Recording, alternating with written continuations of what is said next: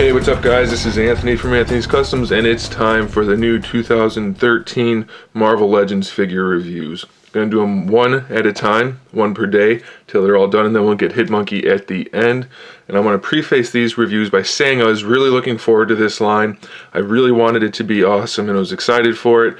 So any negativity that I bring, know that it's not coming from a fanboy for another line or anything like that. Know that it's just because I wanted this line to be better than it turned out to be.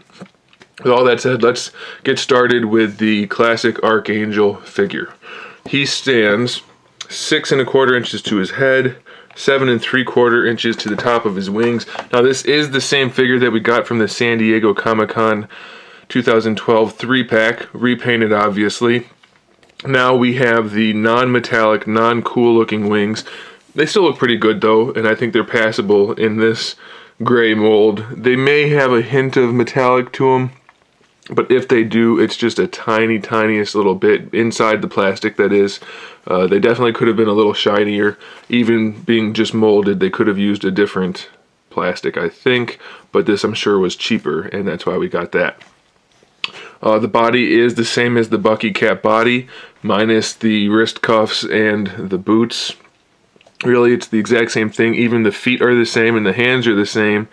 The only differences are the head and those things that I already mentioned. So at first glance, he looks like a pretty cool figure. I mean, he looks like he's supposed to look. Looks pretty good. There are some major problems that I have with this guy. The first being the paint job. It looks awesome for the torso and the head. I mean, the purple, the reddish purple metallic is really nice. Maybe it's a fuchsia if you want to call it that. It's a really nice shade. It's nice and shiny. The lights are a little harsh, but hopefully you can tell what I'm talking about. But then it's kind of like they said, we got the torso done and the head's done. Let's just forget the rest and slap some paint on there to make it finished. The shoulder and the bicep paint is not the right color. It looks like it's missing 2 or 3 coats. It looks like it's been sanded off a little bit maybe. Then we have the same problem on the wrists, only it's worse. There's spots missing. Some of it's just silver. Some of it doesn't have any of the red. And then at the feet, it's even worse than that. It's like they just said, screw it. We're not going to do it anymore. I don't get that. They took a figure that looks sweet and made it into a figure that's missing half of its paint.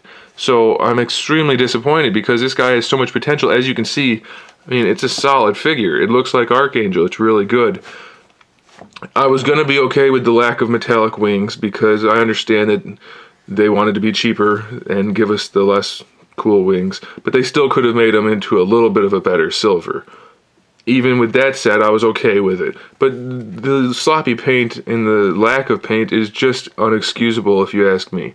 I think that's just complete disregard for quality for the sake of profit. I don't really have to spend too much time talking about this guy since we've seen him before, but I'll do a quick rundown of everything. The wings do come off. He's got the peg hole in his back for the wings to connect, and it's shaped so that it doesn't spin too much on his back. The wings are pivoted individually on the same joint though, but this time they're way tighter than the SDCC ones, so you don't have to really worry about that too much. Like the other ones would fall. These can hold their own weight just fine. They do have the same joint there. It does come off if you want. You can see that it comes off right there, and you can flip it around. I personally don't recommend it because it doesn't line up, but you can do that to make the wings come up. But like I said, it's not the best thing. And there's no paint application on these at all. There's no shading, there's no nothing. And the last bit of articulation for them is a swivel right there. And again, they're not as loose as the SDCC ones, so that is a nice touch. I'm glad that they fixed that. Does it make up for the other things? I don't know. I'll leave that up to you. So we can set the wings aside. Look at the figure. Again, the head sculpt is pretty good. I think it got pinched like the Madam Hydra head. If you look right here, it looks like it got pinched in the molding process. He's just a little bit narrow at the temples. Doesn't look quite right. It's still okay, but again, it's just something you might want to notice. It does look like he got squished a little bit right there. Still, pretty cool head sculpt, pretty cool paint job. I like the all white eyes. They did a good job with the line work overall too, so I'm okay with it. And it does have pretty decent articulation. You can get a good flight pose out of it. He looks down, even the whole the whole deal there. So I'm okay with the articulation on this guy. Overall, I gotta stop saying overall, the articulation's good in whole. I don't know, whatever. Ball disc shoulders, no problem there. They did put the paint on the shoulder there, and it lines up nicely with the bicep. If you go like this, though, you can see that they put it even at the bottom of the bicep, or of the shoulder. I don't know why they went to the effort of doing that. Nobody's going to look at it, but it is there, so that's a nice touch. Double jointed elbows, wrist swivel, and a wrist pivot. One thing I want to mention is the gloves are wrinkly, like from Bucky Cap, but the rest of the outfit is not. Same thing on this side, except he has a trigger finger from Bucky Cap, which he doesn't need. He does have an ab crunch, pretty good ab crunch. Decent enough range of motion, not the most for the going backwards, but more than enough probably to get him in a good flight pose. And he goes down pretty far. Has a waist twist. The lines actually line up pretty well throughout. They had a good paint job going, and then they just screwed the pooch for the biceps and the shoulders and the feet and the wrists. Then we have the same T-jointed thighs, hip swivel, hip pivot, whatever you want to call that joint, with the thigh swivel built in. And here the paint doesn't line up perfectly. You can get it to line up well enough, though. It is kind of chewed up there. But the line work is pretty solid. It's got some silver there instead of pink. So if they had just followed through a little bit more, I think we would have had a really solid figure here. Double jointed knees, shin swivel, which I don't like, but it is there. I mean, you don't need that. I don't like that articulation in general, but that's not to insult the figure at all, because it's got it, and even though it doesn't need it, it is there, so that's a good thing. Ankle pivot, and then the ankle rocker that we've seen before.